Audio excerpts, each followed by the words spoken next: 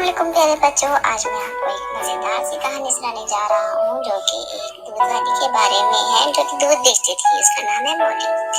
एक दिन मोली ने दूध से भरी बाल्टियां उठाई। इसका काम गाय का दूध निकालना और फिर दूध बेचने के लिए बाजार में जाना था। मोली को ये सोचना पसंद था कि वो अपने पैसे किस चीज पर खर्च करे।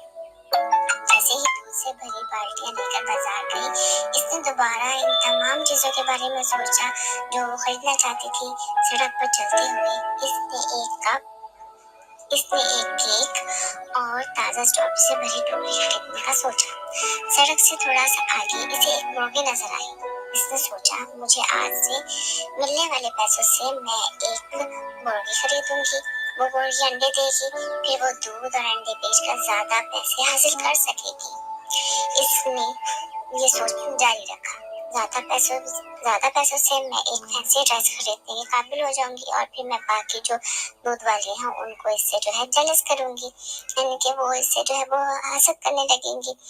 जोश में आकर मोली ने अपनी बाल्टी में मौजूद दूध को घूरकर उछलना शुरू कर दिया और वो दूध उसके ऊपर गिर गया, जिसकी वजह से वो दूध वो गीली हो गई।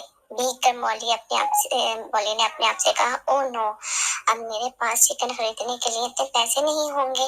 वो खाली बाल्टियों के साथ घर चली गई। ओह मेरे खुदा, तुम्हें क्या हुआ? मोली की माँ ने पूछा।